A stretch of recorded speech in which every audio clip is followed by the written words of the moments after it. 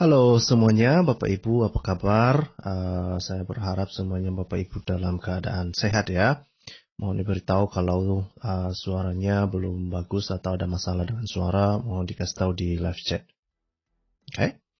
Nah, kali ini sebetulnya saya hanya tertarik ya untuk mengangkat sebuah isu yang saya pikir ini mungkin Muslim perlu untuk memikirkan kembali ya tentang masalah mengkultuskan buku, ya, mengkultuskan sebuah buku cetakan, ya. Cuma itu menjadi dikultuskan karena ada em, ayat-ayat huruf Al-Quran, ya, yang mereka percaya itu ketika ada huruf-huruf Al-Quran itu suci, coy, gitu ya. Jadi jadi ketika Al-Quran itu dibukukan, bukunya pun ikut suci gitu. Itu ikut sakral gitu. Itu yang terjadi, sepertinya itu yang terjadi di dalam dunia Islam ya. Nah, menariknya adalah ini telah memakan korban ya, bukan hanya di Indonesia. Telah memakan korban juga di berbagai negara, bahwa ketika ada seseorang misalnya yang merobek Al-Quran, membakar Al-Quran, memakan Al-Quran, kemudian melemparkan Al-Quran, itu bisa bermasalah hukum ya, terutama di negara-negara Islam. Nah, sekalipun Indonesia bukan negara Islam, tetapi kasus ini telah memakan korban. Ini salah satu contoh di mana seseorang yang melempar Al-Quran diputuskan bersalah ya, di penjara ya, kalau nggak salah di penjara selama 18 bulan ya, yang kejadiannya di Medan. Sebentar biar saya cari informasinya. Penjara membuang Al-Quran Medan. Oke.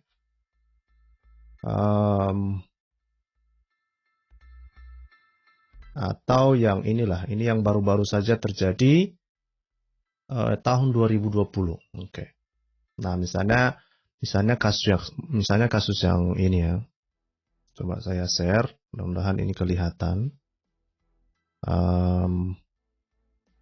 Jadi ini penting sekali Bapak Ibu. Gara-gara ada orang yang mengkultuskan sebuah kitab ya, sebuah kitab cetakan, coy. Sebuah kitab cetakan dikultuskan, lalu itu memakan korban, ada yang masuk penjara, ya. Ini kalau Bapak Ibu bisa lihat di sini nih, lelaki koyak Al-Quran di penjara 3 tahun ya. Ini di mana ini terjadi?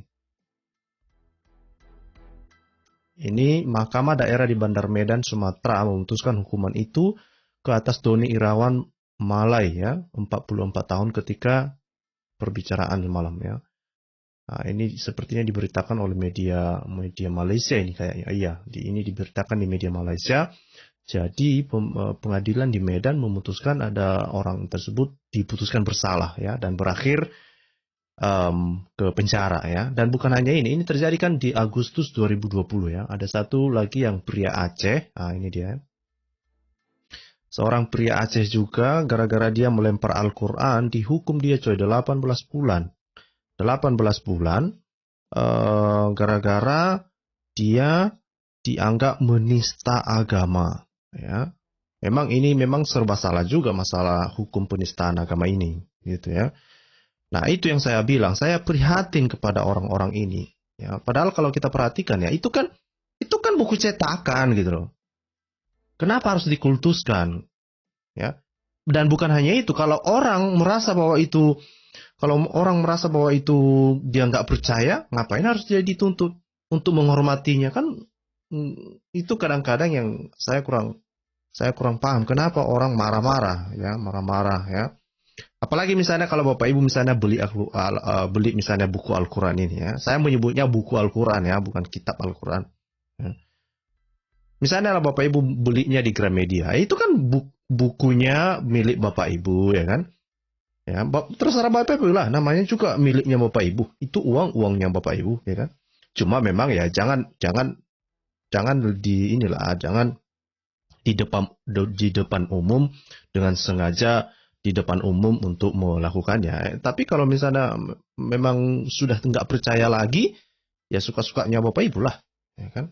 Cuma ya sekali lagi jangan juga menimbulkan keresahan di muka umum kan? Itu intinya. Nah, poin saya adalah ya kalau seseorang tidak menghargainya karena dia nggak mempercayainya, jangan dipaksa dia dong untuk menghormati sesuatu yang sebetulnya dia anggap tidak perlu dihormati gitu ya. Nah, ada banyak korban hanya gara-gara mengkultuskan buku ini gitu ya. Ada banyak korban. Ya, saya tidak pernah mendengar atau mungkin saya yang salah lah ya, tetapi saya belum ada melihat ada orang dihukum gara-gara dia merobek Alkitab. Saya belum tahu apakah itu udah ada pernah terjadi atau enggak. Karena orang Kristen tidak mengkultuskan buku gitu. Tidak mengkultuskan buku. Ya. Kita menghormati Alkitab sebagai firman Tuhan. Tetapi bukan buku cetakannya itu. Bukan. Isinya yang kita hargai sebagai firman Tuhan. Gitu. Tapi bagi Islam enggak coy. Bukunya pun ikut-ikutan dikultuskan. Ini menarik ini. Ini menarik. Dan memakan korban kan. Nah, terus menariknya adalah ternyata ya Al-Quran ini bukan hanya menjadi atau dikultuskan, dan menariknya adalah di berbagai negara Islam, ternyata Quran ini dibuang di tong sampah, ada juga yang dibuang di pinggiran jalan. Terus ada juga beberapa informasi yang mengatakan bahwa Al-Quran ini ada cetakan Al-Quran yang ditemukan di dalam selokan, saluran air di Arab Saudi misalnya. Terus di kemarin juga saya mendengar kalau nggak salah di Iran sama di mana itu, di Pakistan kalau nggak salah ya. Jadi ada banyak orang yang sudah membuang Al-Quran ini. Pertanyaannya kemudian adalah kenapa orang membuang Al-Quran ya? Nah, memang kalau kita lihat beberapa fenomena sepertinya itu ada hubungannya ya dengan meningkatnya populasi ateis ya, terutama di negara-negara Timur Tengah. Populasi ateis itu meningkat sangat tajam. Nah, nanti kita akan lihat bagaimana perkembangan ateis di negara-negara Arab ya, terutama di negara Timur Tengah ya. Nah, itu yang mau saya sampaikan, supaya ini membuka pemikiran para muslim, supaya tidak mengorbankan orang lain gara-gara mengkultuskan buku ini loh, gitu loh. Nah, informasi tentang Al-Quran yang dibuang di got itu misalnya, ini bisa kita lihat ya di dalam sebuah video misalnya. Ini adalah video yang sudah beredar di YouTube. Ini diposting di tahun 2009, dan di dalam video ini dia menceritakan bahwa ada saya tidak mau putarkan video ininya ya, suaranya ya, nanti kita kena copyright pula.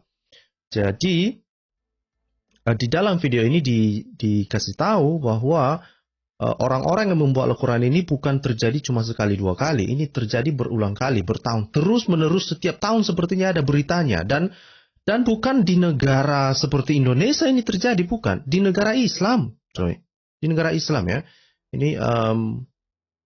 Ini yang makanya saya bilang ya, ini pasti ada penyebabnya ya. Salah satu penyebabnya saya pikir adalah karena meningkatnya angka populasi ateis ya. Coba saya putarkan. Nah, ini kalau kita lihat ya, sementara ini dia ya. Ini Al-Qur'annya itu ditemukan, ini dibilang ya, itu dibuang. Ini di Saudi Arabia, coy. Ya, ini di tong sampah, coy. Ini dia, ini kan. Di tong sampah ini ditemukan ini. Ya, dan ini Arab Saudi tentulah bukan negara ecek-ecek bagi muslim. Ini di kanal. Di kanal ada di tong sampah, kemudian juga ada yang ada di kanal air ya. Ini bukan di Indonesia ini. Negara Arab, coy. Negara yang dijadikan sebagai tempat kunjungan untuk berhaji, coy. Coba lah lihat itu kan. Ngeri, coy, ngeri. Kalau negara Arab Saudi saja, ya, atau setidaknya kalau keadaan ini terjadi di negeri Arab Saudi, lalu bagaimana dengan negara-negara lain? Nah, kita nggak tahu masalah itu ya. Tapi apa yang bisa kita lihat di sini bahwa ini jelas sekali bahwa ini Al-Quran ini dibuang, ya, dibuang. Ada orang membuangnya. Kita nggak tahu siapa yang membuangnya. Tapi yang jelas dibuang, ditemukan di dalam kanal air. Nah, yang saya bilang tadi, ini bukan hanya terjadi 1 tahun atau 2 tahun. Bertahun-tahun terjadi. Ini pemberitaan tentang Al-Quran yang dibuang, ini sudah dilaporkan sejak tahun 2013. Sudah dilaporkan sejak tahun 2013. Ya, dan setiap tahun dilaporkan. Nah, ini saya kasih contoh misalnya, ini yang dilaporkan tahun 2016 ya. Ini misalnya dilaporkan di tahun 2016 dikatakan di sini ya, Quran put in garbage in Saudi Arabia, Saudi Embassy in Morocco. Ya, artinya apa? Bahwa Al-Quran itu dimasukkan ke dalam tong sampah. Dimasukkan ke mana? Tong sampah di lokasi atau di kediaman embassy ya, embassy itu duta ya, duta besar Saudi di Maroko ya, dan itu menimbulkan berbagai protes ya, menimbulkan protes di negara itu. Gitu loh. Masa mereka buang-buang firman Allah sih gitu. Itu kan kalau kita mengikuti logika muslim kan. Masa sih? Masa firman Allah dibuang? Dan yang melakukannya itu kan ini orang Saudi, ini di kediamannya Saudi Embassy coy. Saudi Embassy. Ini ya, coba kita lihat ya. Some rather strange photo was circulated on Moroccan social media this week. Piles of books carefully bound in range of rich color lying sadly in the middle of a wasteland, Al-Bawada ya. Jadi dikatakan bahwa ada foto-foto yang beredar di Maroko, di media sosial di Maroko, ya katanya ada sejumlah buku itu ditemukan di saluran air katanya, itu ditemukan dalam saluran air. Inilah contoh salah satu gambar fotonya ya. Ini gambar fotonya katanya gitu. Nah, apakah ini benar atau tidak saya nggak tahu. Ya, silakan muslim nanti mengeceknya. Ini adalah ada di ini saya bagikan linknya di live chat ya. Itu Bapak Ibu nanti bisa mengecek apakah berita itu benar atau tidak ya. Ya, benar atau tidak sebenarnya nggak penting juga bagi saya gitu ya. Tetapi ya silakan ini bahwa ada Muslim. Ya kalau nggak mungkin lah orang Kristen yang membuang ini kan. Sebanyak ini nggak mungkin lah orang Kristen yang membuangnya. Ngapain? Ya kan?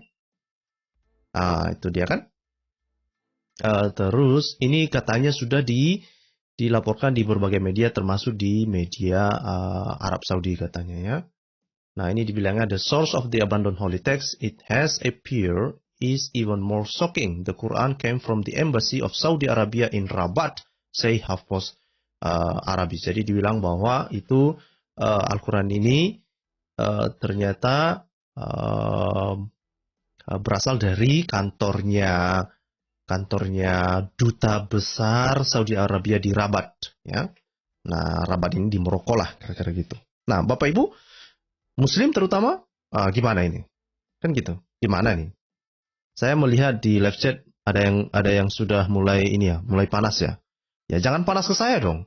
Panas ke negara Arab Saudi dong. Kenapa dia buang-buang Al-Qur'an? Ya kan? Jangan panas ke saya, ngapain lu panas ke gua? Saya hanya ngasih tahu, itu Al-Quran dibuang di tong sampah, ya kan? Dan di kanal-kanal air di negara Muslim, dan negara Muslimnya pelakunya adalah Arab Saudi. Gimana? Nah, terus misalnya ini kan di tahun 2016 ya. Nah, kemudian ada lagi misalnya tahun 2017. Nah, ini tahun 2017 dibilang penistaan kesucian Al-Quran di Arab Saudi kali ini oleh Kementerian Wakaf. Kementerian Wakaf coy. Gimana ini? Saya perbesar dulu, saya perbesar. Ini penistaan kesucian Al-Quran di Arab Saudi kali ini oleh Kementerian Wakaf. Sama juga mereka buang. Ya, mereka buang ini dibuang coy. Ya, jadi ini ada inilah yang mereka katakan ini di Kementerian Wakaf ini ya. Pelakunya gitu. Dibuang coy di tong sampah ini Ini sampah ini coy, bercampur dengan sampah yang lain. Nah ini Al-Quran, ini Al-Quran kan. Nah, ini di tong sampah ada. Nah siapa pelakunya? Bukan saya. Bukan saya. Bukan saya. Jadi kalau ada yang panas, misalnya RT 06 mereka panas sama saya, jangan panas sama saya dong. Ya kan? Jangan. Jangan panas sama saya. Ini saya bagikan linknya. Oke, sebentar. Apakah berita ini benar? Saya nggak tahu. Silakan cek sendiri, kan gitu. Kalau benar, ya itu urusanmu lah. Kalau salah juga saya nggak tahu kenapa mereka mau bagi-bagikan informasi. Ini judul betulnya Kantor Berita Internasional Al-Quran. Saya nggak tahu. Ini ada pula itu judul beritanya begitu ya. Ada nama media masanya disebutkan demikian. Oke. Nah, jadi tadi kita lihat ya Arab Saudi pelakunya. Terus sekarang di mana? Ini juga masih di Arab Saudi juga. Nggak jauh-jauh. Ya kan? Padahal kan orang Indonesia kan begitu mengagung-agungkan Arab Saudi. Enak. Ya kan? Begitu mengagung-agungkan Arab Saudi. Ya, rupanya mereka lah yang menista Al-Quran kalian. Gimana itu? Sakitnya hati ini, namun aku rindu. Ya kan? Itulah yang terjadi kayaknya kan? Ini dibilang si Timotius Entes. Apa sebenarnya tujuan acara ini? Tanya pada rumput bergoyang. Apa tujuannya? Nah, ini tujuannya. Tunggulah. Tunggu tujuannya ya. Nah, ini juga ya. Ini masih di Saudi Arabia juga. Ya, ada ini tahun 2017 juga. Quran desecration in Taif ya, Saudi Arabia. Tetapi ada beberapa media mengatakan ini tidak benar beritanya katanya ya. Nah, saya juga nggak tahu apakah benar atau tidak, saya nggak tahu. Tapi ini ada di media, ya kan? Terus misalnya, ini yang baru saja terjadi. Tahun 2022 diberitakan Januari 24. Jadi setiap tahun coy, mulai dari tahun 2013 sampai tahun ini. Sampai tahun ini, Al-Quran dibuang. Dibuang. Lu mau bilang apa? Bukan saya yang buang. Bukan saya yang buang. Oke. Nah, terus ini ya, ini terjadi di Pakistan ya. Resident of Karachi, Pakistan, in the area of Saudabad have spots Qurani forces being drawn in the middle of the street right next to the trash. Jadi dibilang katanya bahwa di salah satu perkemahan rumah ya, perumahan di Karachi, Pakistan ya, di daerah Saudabad ya, ada ditemukan lembaran-lembaran yang mengandung ayat Al-Quran itu telah dibuang ya, dibuang di pinggiran jalan ya, di sebelahnya ada tong sampah gitu loh, di sebelahnya banyak sampah kira-kira gitu ya. Nah kalau kita lihat videonya ini saya akan perbesar ya. Oke. Nah ya, ini orang-orang menunjukkan. Nah, ini misalnya ya mereka. Pak Dino di mana? Ini ya. Nah, ini mereka menemukan lembaran-lembaran Al-Quran itu udah disobek-sobek Al-Qurannya, terus mereka masukkan di dalam tong sampah. Wah, gimana ini RT 06 ini? Perasaannya gimana ini? Ini di Pakistan ini. Waduh, gimana? Aduh. Kenapa mereka melakukan ini? Kalau di Indonesia ini bisa diprotes ini, berjilid-jilid ini, bisa didemo berjilid-jilid kalau ini terjadi di Indo ya kan? Ini terjadi di Pakistan coy. Pakistan. Nah, Pakistan ini terjadi. Ini ya. Ini tong sampah ya, terus mereka buang di sini. Terus ada orang-orang kan mungkin nggak rela mereka kan, terus mereka kumpulin gitu. Mereka kumpulin ya, ini mereka kumpulin. Mereka masukkan di dalam kantong ya kan. Nggak rela mereka itu dibuang, mereka ambil lah kan. Kan mereka kumpulin kan. Nah, mungkin bagi mereka juga udah mereka kultuskan juga buku itu kan. Suka-suka kalian saja. Ya kan?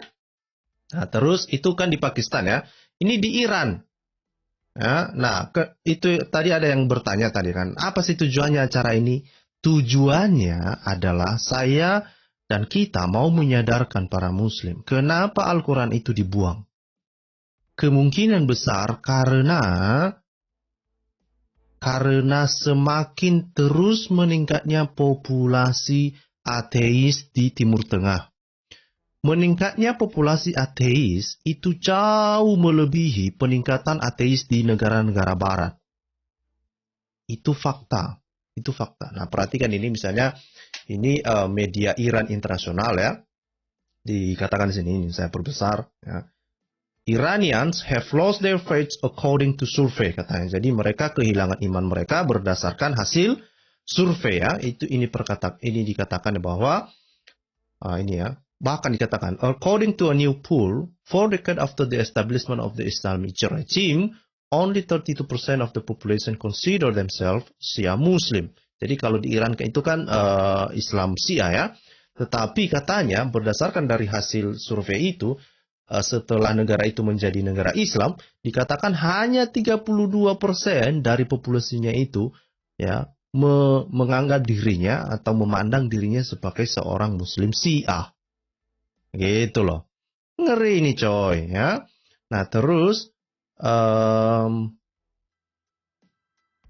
dibilang ya, berdasarkan hasil penelitian atau berdasarkan survei tersebut dikatakan bahwa 78% orang Iran itu mereka percaya kepada Tuhan, tetapi hanya 20% yang percaya, mereka itu percaya pada kedatangan Imam Mahdi, ya, di mana keyakinan tersebut merupakan salah satu core belief atau keyakinan utama dari para penganut Syiite ini ya, atau Syiah ini gitu ya. Nah, terus ini dikatakan di sini bahwa sementara ada 32% orang-orang Iran itu memandang diri mereka itu sebagai seorang Syiah ya. Jadi perhatikan, hanya 32% coy. 9% telah mendeklarasikan dirinya sebagai ateis ya. Dan 22%, coba ini, camkan ini, 22% mereka tidak mau diasosiasikan dengan agama apapun. Itu artinya kalau kita tambahkan 9% ditambah 22%, itu ada 31%, hampir sama dengan jumlah ini, 30%, 31% versus 32%. Itu artinya hampir 50-50 warga Iran itu, ya, mereka nggak percaya sebagai Muslim lagi, mereka bukan Muslim. Ngeri nggak itu? Padahal Iran itu negara Islam. Oke? Padahal mereka ini negara Islam gitu loh. Nah, supaya lebih jelas lagi, ini kan cuma Iran ya. Ini cuma Iran. Ini kalau misalnya kita lihat secara keseluruhan misalnya di Timur Tengah ya. Ini laporan dari Diwi ya. Ini saya melihat juga ada orang Indonesia juga yang suka nulis di sini ya. Tetapi ini adalah studi bukan. Setidaknya ini ada informasi yang disampaikan di DW ini juga ya, dw.com ini. Jadi mereka mengatakan bahwa di Timur Tengah dan juga Iran dikatakan bahwa banyak orang-orang mereka kehilangan keyakinan mereka ya, yang tentu saja mereka tidak meyakini Islam lagi kan gitu. Karena kan Timur Tengah dan Iran kan memang Islam di sana toh, ya, yang lebih besar gitu ya. Jadi ini kalau Bapak Ibu bisa, ini saya bagikan linknya ya, saya bagikan linknya supaya Bapak Ibu juga bisa mengeceknya ya. Oke. Nah, jadi secara umum dikatakan bahwa negara-negara Arab ya, yang mayoritas populasinya itu mayoritas Muslim, dikatakan bahwa 60-100% itu warganya itu beragama Muslim ya. Nah, terus ya ini satu-satu misalnya di Lebanon ya, Lebanon losing the religion ya, Lebanon losing the religion ya, dikatakan bahwa itu ada 43% ya, berkurang selama 10 tahun terakhir ya. Itu artinya dikatakan less than a quarter of the population now define themselves as religious. Itu artinya bahwa di Lebanon itu kurang dari seperempatnya itu memandang dirinya sebagai seseorang yang religius. Ya. Coba bayangkan, ngeri coy, ngeri. Nah pertanyaannya kan kenapa orang-orang ini di Timur Tengah yang katanya sumber Islam sendiri, mereka tidak percaya Islam. Mengapa kalau begitu? Ya kan, mengapa? Mengapa? Tapi katanya Islam ini agama yang pertumbuhannya sangat tinggi sekali. Tapi di negara Arab sendiri ini luar biasa perkembangan ateis, ya kan? Kenapa? Ada apa? Ya kan? Ini di Lebanon ya. Nah, ini kalau misalnya kita lihat di sini ini hasil surveinya ya. Ini misalnya have you believe change ya dikatakan misalnya ini contoh ya 47% mengatakan dia dari seseorang yang religius sebelumnya dan berakhir menjadi tidak religius. Artinya dia dari tidak percaya, dia dari seseorang yang percaya menjadi tidak percaya. Itu 47%. Bayangkan coy. Bayangkan ya 47%. Ngeri ya, dan ini antara laki-laki, perempuan dan laki-laki ya di sini. Dan ternyata ya orang-orang yang kehilangan imannya itu lebih banyak terjadi di kaum laki-laki. Ya, terjadi di kaum laki-laki. Dan lebih tinggi terjadi pada umur 20 sampai 29 tahun. Ini 52%. Oke?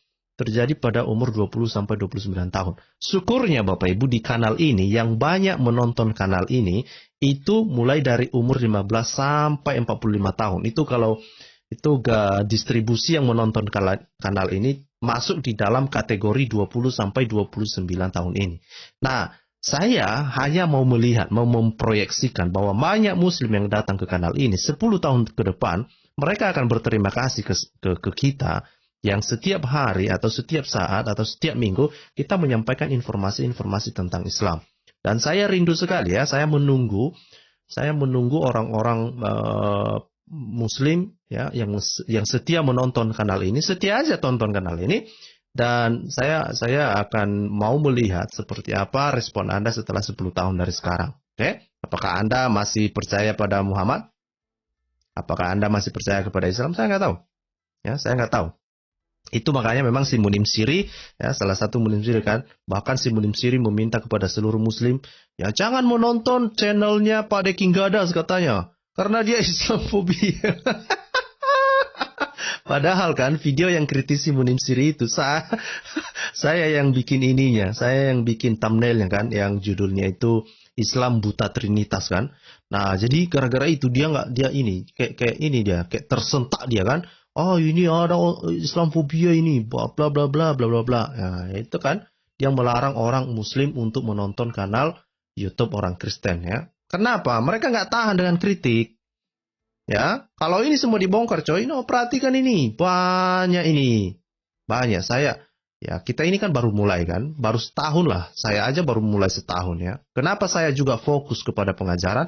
Karena saya tidak tertarik lagi dengan perdebatan-perdebatan yang tidak jelas. Saya melihat ya misalnya di video-videonya David Wood. Ya, David Wood kan jarang sekali dia berdebat kan, kecuali untuk topik-topik tertentu dia akan berdebat kan. Tetapi dia fokus untuk membongkar misalnya apa yang tertulis di hadis, apa yang tertulis di Al-Quran, apa yang tertulis di dalam penafsiran-penafsiran buku-buku tafsir misalnya ya. Nah, dan banyak muslim yang baru tahu semua informasi itu dari video-videonya David Wood ya, dan kemudian orang-orang itu juga menemukan video-videonya Christian Prince. Nah, saya pikir saya akan mengikuti jejaknya David Wood. Saya fokus aja ke situ gitu ya. Saya akan fokus ke situ. Nah, jadi ketika Bapak Ibu berharap saya berdebat dengan orang muslim itu, saya nggak tertarik sama sekali. Saya nggak tertarik karena saya melihat justru lebih banyak orang mencari video David Wood dan kemudian mengecek referensi yang dia sampaikan melalui videonya dan kemudian berakhir menjadi ateis ataupun bisa juga dia beralih ke Kristen kan. Nah, itu makanya ketika ada muslim yang datang ke live chat misalnya, nggak usah diblok. Kecuali mereka sudah keterlaluan ya diblok lah. Ya kan? Tapi biarkan aja ya supaya juga ada entertainment lah kan gitu. Nah, terus bukan hanya di Lebanon ya, ini di Iran juga, orang-orang Iran juga mengalami perubahan perubahan di dalam mereka, di dalam kepercayaan mereka terhadap Tuhan ya. Dikatakan di sini ya, mana ini?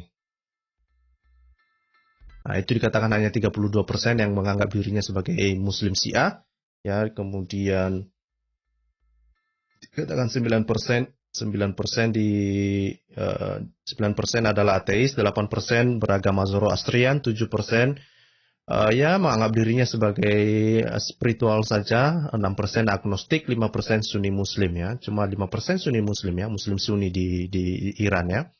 Dan dikatakan 22% tidak beragama. Ya, padahal itu negara Muslim, negara Islam loh. Negara Islam itu, Joy. Ya, negara Islam itu. Oke. Nah, jadi ini menarik. Nah, ini kalau misalnya kalau kita baca lagi ada informasi yang diberitakan oleh BBC ya, misalnya. Ini saya perbesar. Ini yang diberitakan di BBC ini.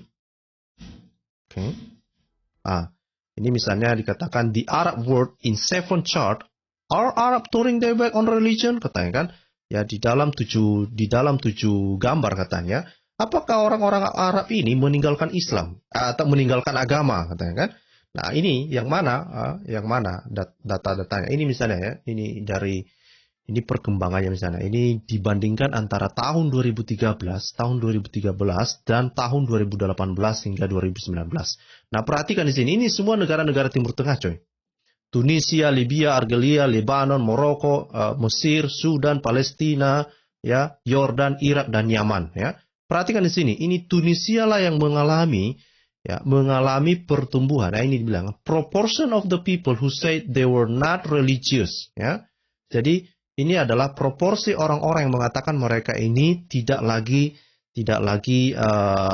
religius atau tidak beragama lah kira-kira gitu ya. Nah, kalau misalnya di Tunisia ini ya, ini kalau kita coba saya perkecil. Oke.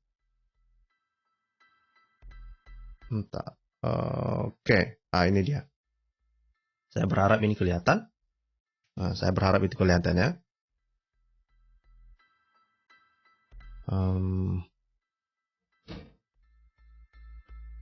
Oke. Nah, kalau kita lihat gambar ini, Bapak Ibu, bagaimana untuk memahami gambar ini? Misalnya ini ya. Ini kita lihat Tunisia misalnya. Tunisia itu hampir 20%, warga Tunisia pada tahun 2013 itu tidak beragama. Nah, apakah mereka semakin beragama? Oh, tidak. Justru pada tahun 2018 orang semakin meningkat, orang-orang yang tidak percaya agama justru semakin meningkat gitu loh. Sampai lebih dari 30%. Nah, hal yang sama terjadi di Libya juga ya. Itu di Libya ada sekitar 11% ya. Berapa ini? Sekitar 9% ya pada tahun 2013 ya. Tetapi menjadi lebih dari 25% pada tahun 2018. Jadi negara-negara Arab sana, ya tentu mereka karena ini negara-negara Islam, ya tentulah mereka meninggalkan Islam, itu intinya. Saya tidak peduli apakah mereka mau menjadi Kristen atau apa, tetapi ini dikatakan bahwa mereka tidak religius lagi gitu. Pertanyaannya, kenapa sih katanya agama Islam ini penyempurna, katanya tidak ada kebimbangan, katanya tidak ada yang meragukan, katanya begini begono, klaim sana sini gitu. Tapi ini fakta ini gimana ini? Fakta ini gimana ini? Ini fakta, coy. Fakta ini. Apakah saya yang mengarang-arang data ini? Enggak lah. Bukan saya yang ngarang-ngarangin, coy. Bukan saya. Silakan lihat datanya. Nah, misalnya di Algeria misalnya, Algeria. Itu pada tahun 2013 itu masih di bawah 10%.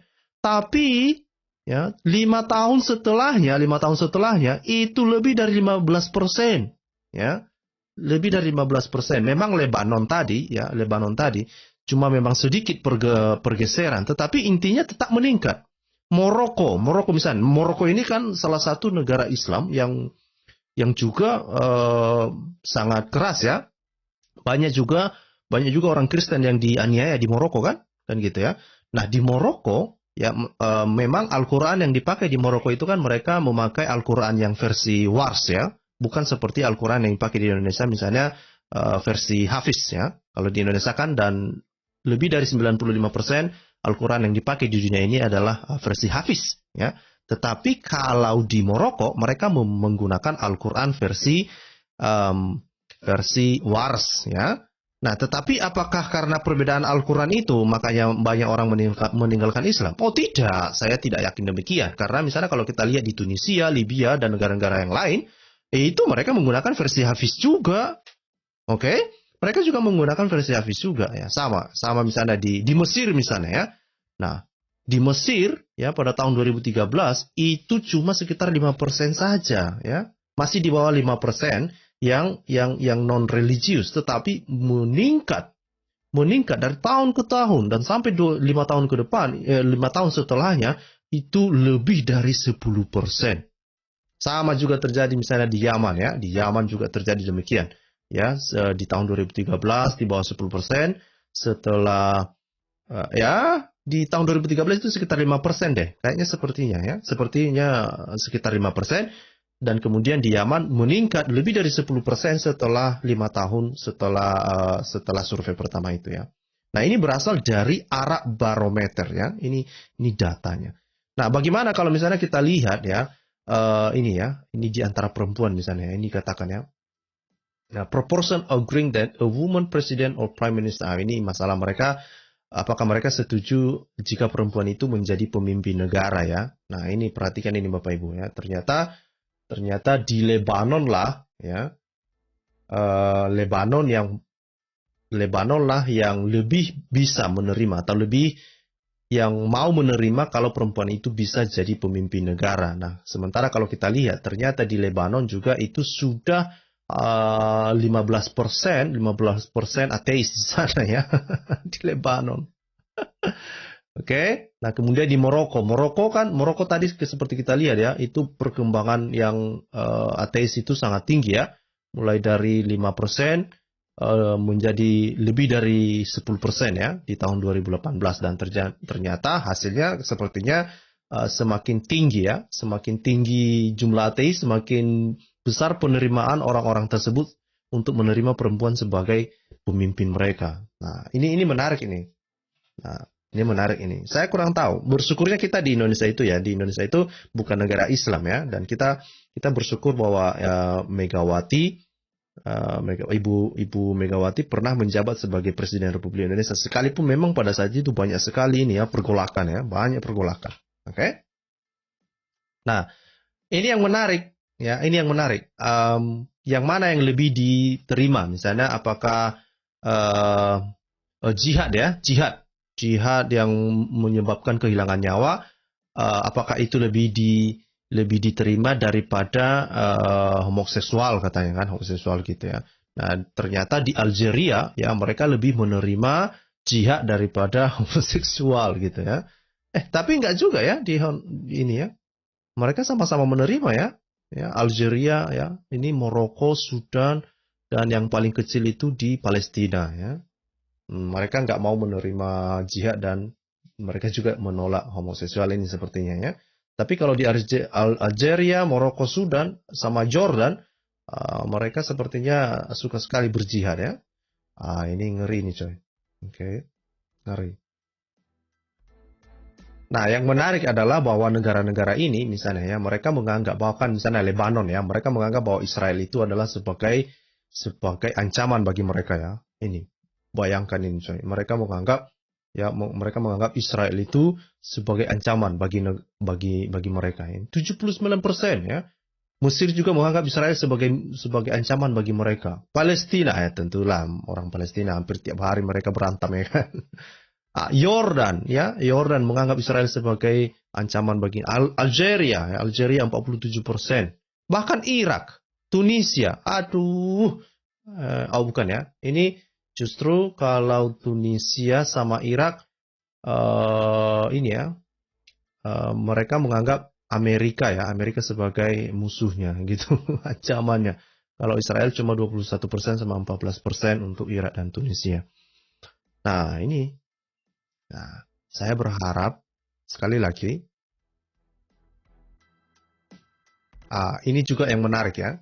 Ini menarik sekali. Padahal dibilangkan bahwa negara Islam itu adalah negara yang seharusnya kan negara Islam itu kan negara damai lah. Harusnya kan gitu ya.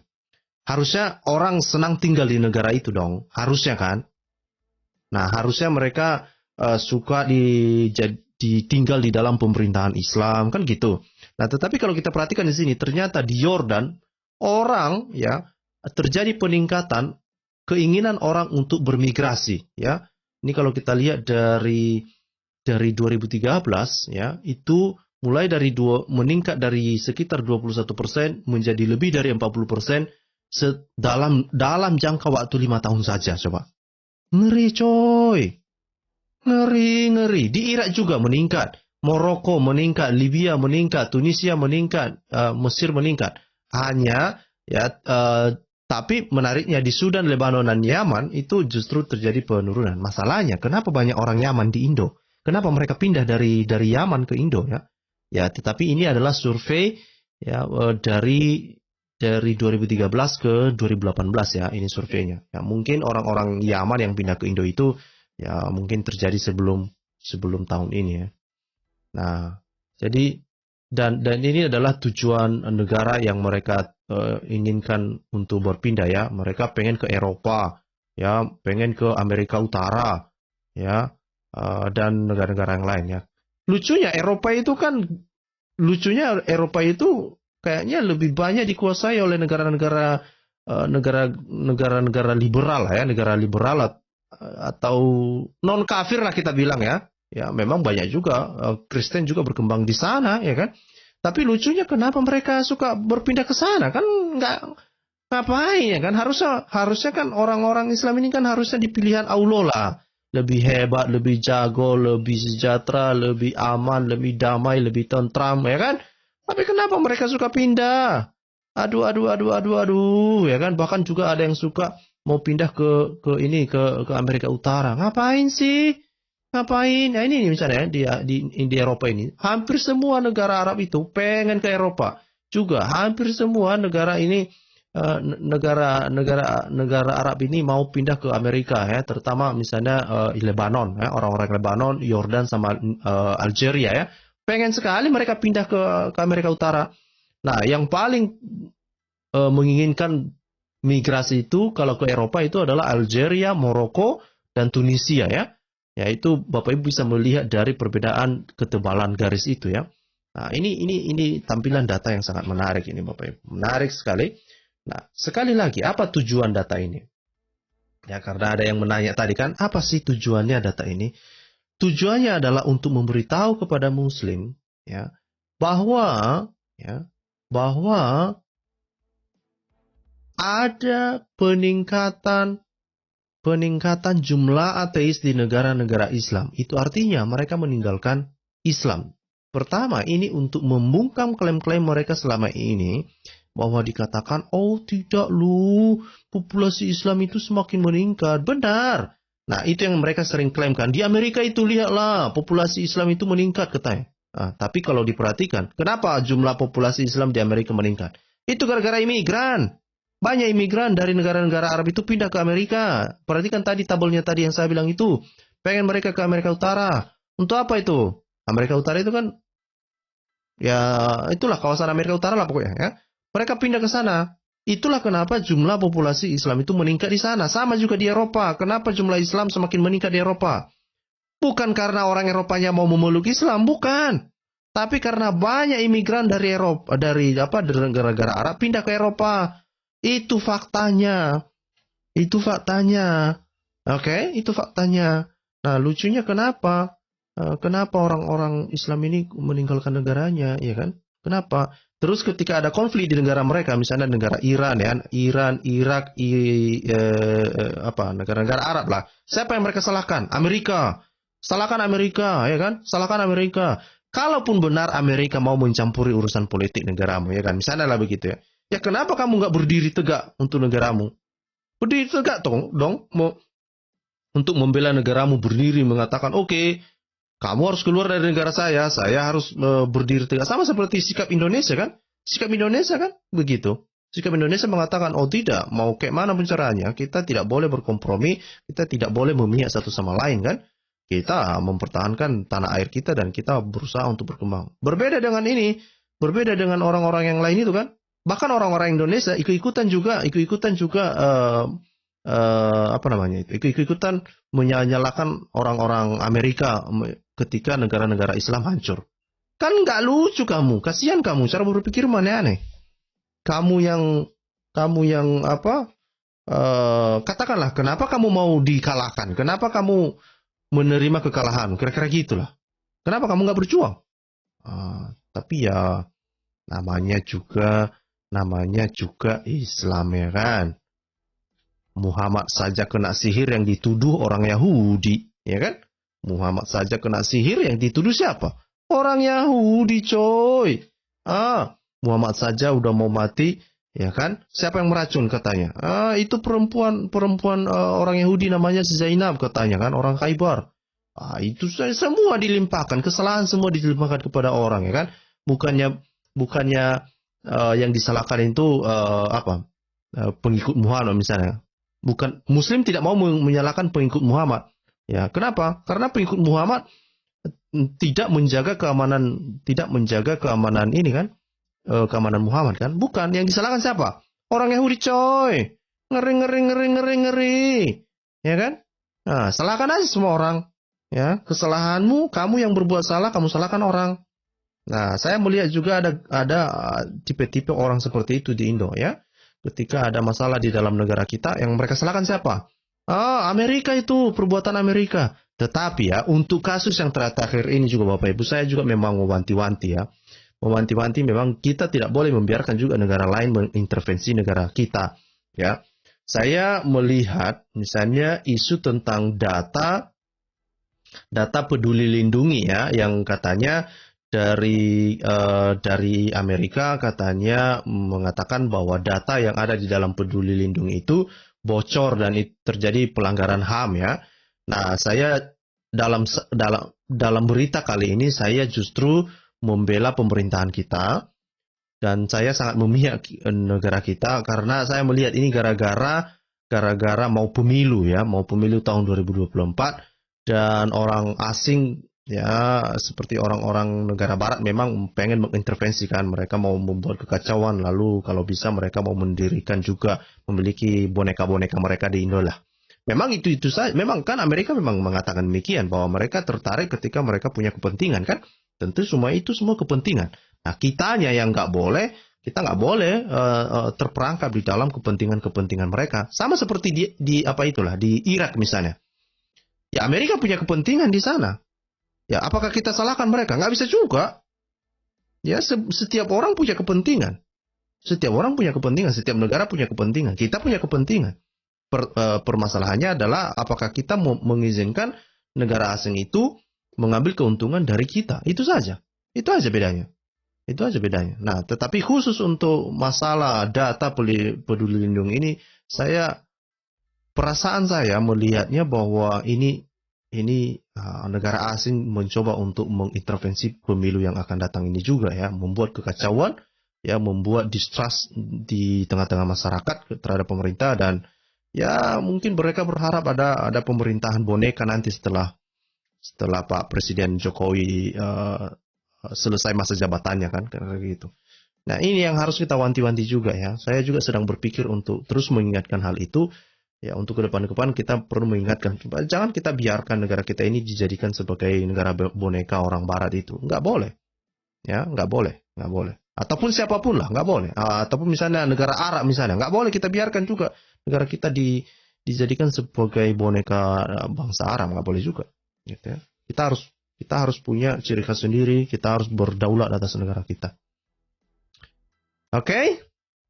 Nah, sekali lagi, pertanyaan kepada Muslim, kenapa Muslim meninggalkan negaranya, dan bukan hanya meninggalkan negaranya, mereka meninggalkan agamanya di negara-negara Islam. Dan bukan hanya meninggalkan, banyak Al-Quran tadi yang kita lihat itu mereka buang di tong sampah. Waduh, kenapa hal itu terjadi? Nah, saya juga nggak tahu. Oke? Saya coba untuk mengecek dulu beberapa ini ya, beberapa komentar. Sebentar. Saya mencoba untuk mengecek beberapa komentar, apakah ada uclim-uclim yang ngamuk-ngamuk atau enggak gitu ya.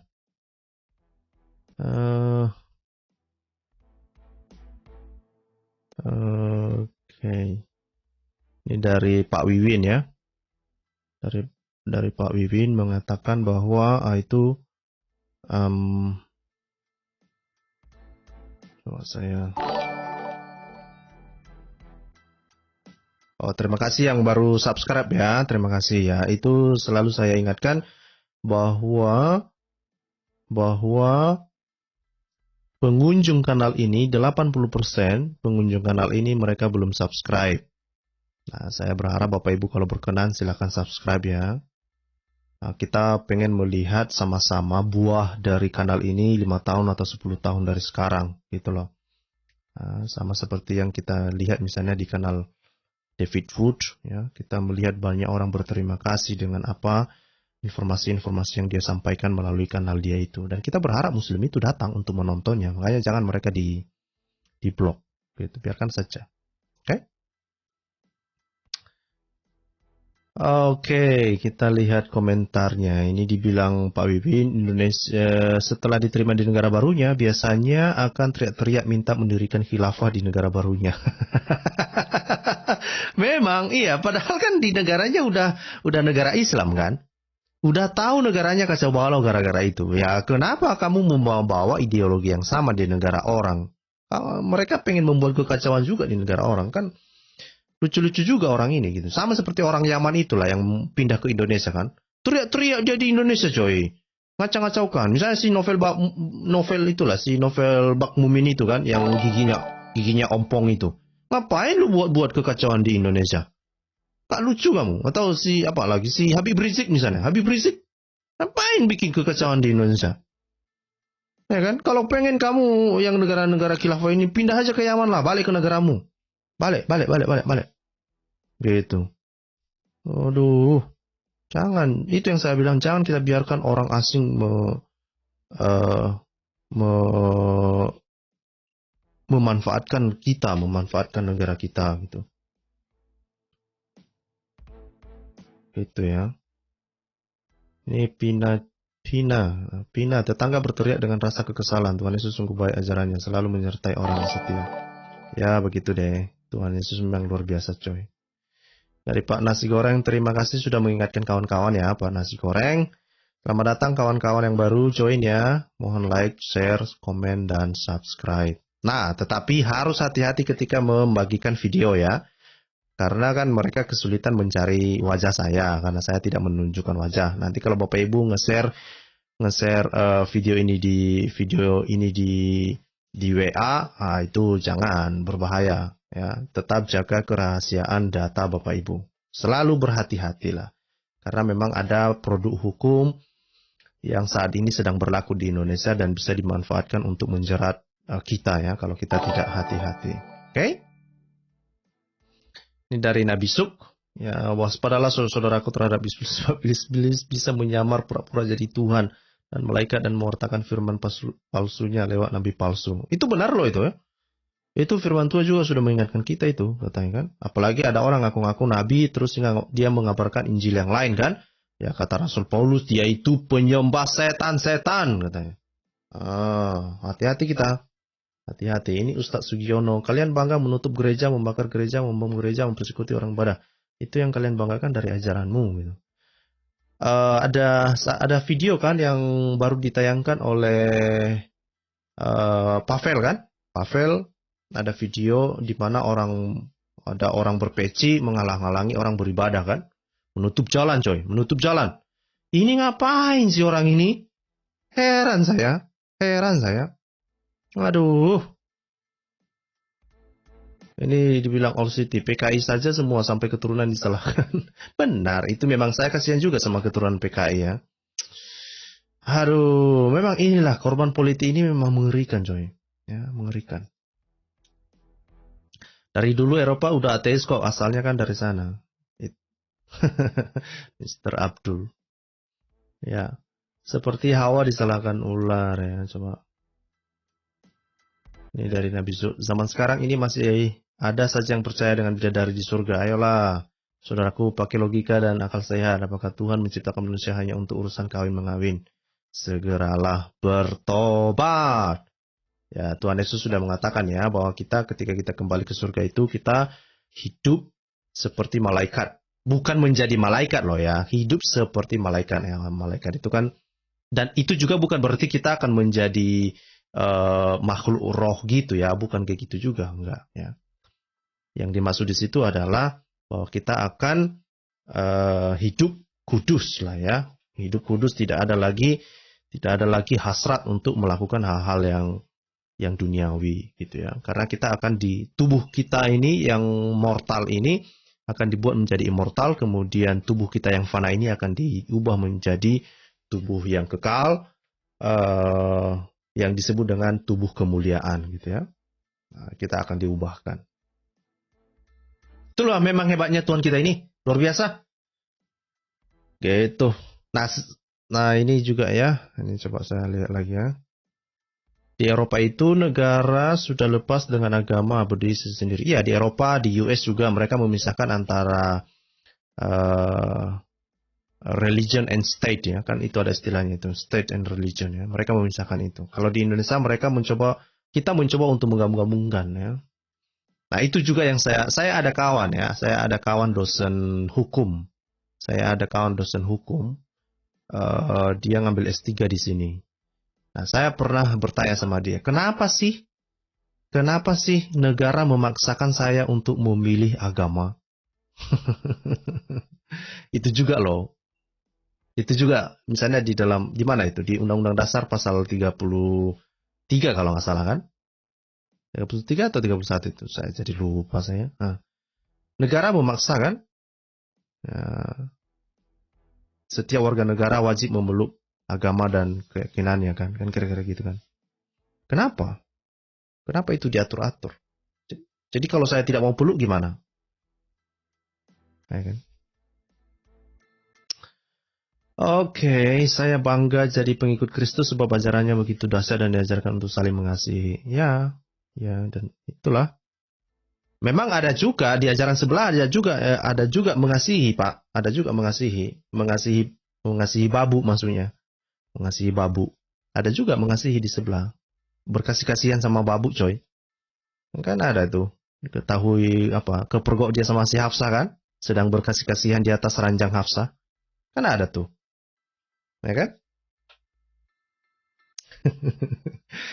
Pak, pada panas nih kadrun-kadrun ya. Ini juga pernah kita bahas kan, Pangeran Arab sudah mau hapus 2.500 ayat. Masih sedikit dari Abi, cuma minta 300 ayat. Ini kalau Pangeran Arab, bukan Pangeran Arab yang minta itu ya, bukan. Tetapi itu dari ada yang menyuarakan lah, dikatakan bahwa perlu revisi. Karena di dalam ayat Al-Quran itu ada sekitar 2.500 error yang harus disesuaikan karena katanya itu sulit untuk tetap bahasanya bersalahan lah kira-kira itu yang mau diperbaiki gitu, bukan untuk dihapus. Kalau Pak Saipudin kan dia pengen dihapus kan 300 ayat kan. Nah, itu kita harus bisa bedakan juga lah ya kan.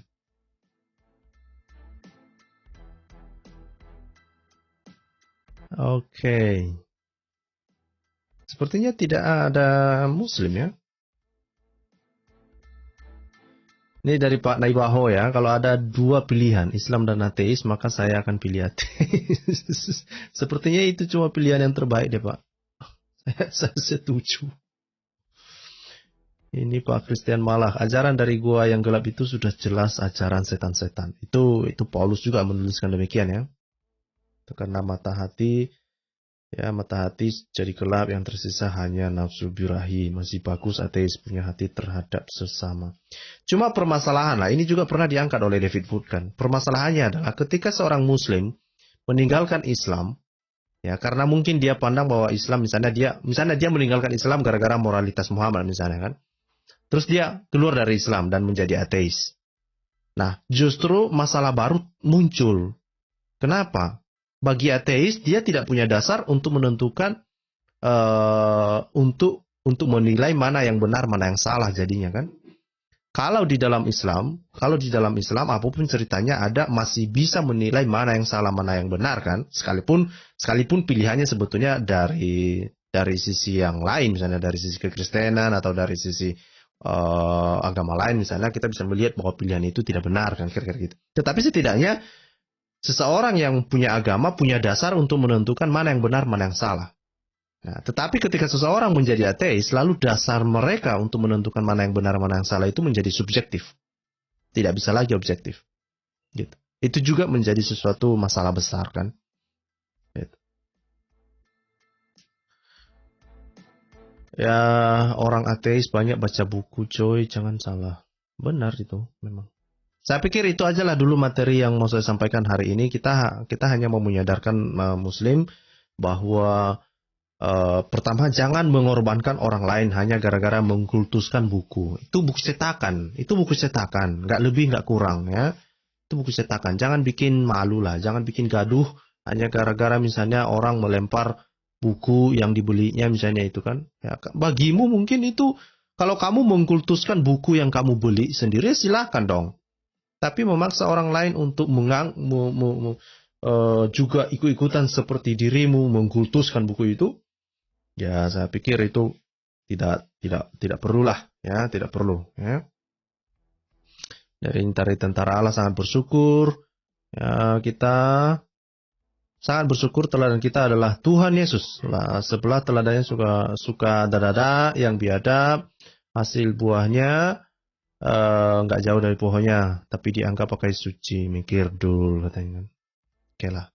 Salam Trinity. Dan sebelum kita tutup, saya mengajak Bapak Ibu semua untuk bergabung bersama dengan keluarga Iman Rasuli. Silakan untuk register. Nightbot kayaknya sudah membagikan link ya, gimana cara untuk bergabung di imanrasuli.com. Bapak Ibu silakan mengeceknya. Ini dia ya, imanrasuli.com. Saya cari. Karena di sana kita ada pengajaran yang reguler ya, dan Bapak Ibu juga bisa mengecek. Ini sebetulnya paling utama kepada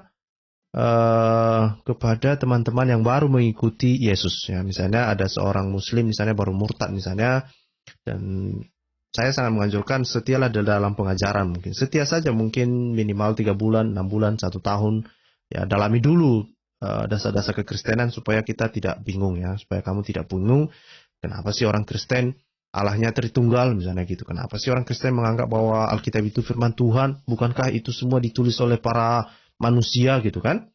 Nah itu, coba ya, mari bergabung di keluarga Iman Rasuli melalui link yang sudah saya bagikan.